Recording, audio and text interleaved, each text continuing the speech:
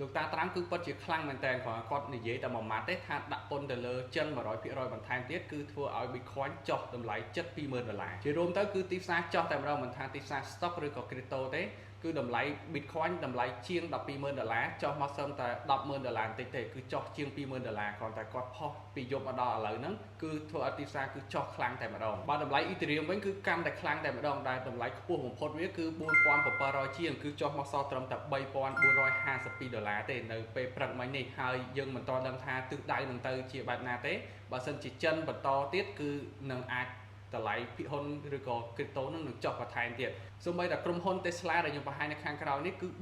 $471គឺចុះសល់ត្រឹមតែ$411គឺចុះរហូតដល់$60គឺចុះខ្លាំងមែនតើអញ្ចឹងសម្រាប់អ្នកវិនិយោគគឺយើងត្រូវតែចេះវិភាគជាមួយនឹងព័ត៌មានចេះតាមដានព័ត៌មានទើបយើងអាចរកផលចំណេញពីទីផ្សារបានដូចយើងឃើញព័ត៌មានដែលលោក Donald Trump ដាក់អញ្ចឹងបើសិនជានេះអ្នកកើបលុយច្រើនមែនតើពាក់ព័ន្ធជាមួយនឹងការសតហើយអ្នកដែលដាច់ឬក៏ liquid ជាមួយនឹងការ trade future ហ្នឹងក៏ច្រើនដែរអ្នកដែលឡងគឺដាច់ច្រើនមែនតើម្សិលមិញនេះគឺដាច់រាប់លានដុល្លារនៅក្នុងទូទាំងពិភពលោក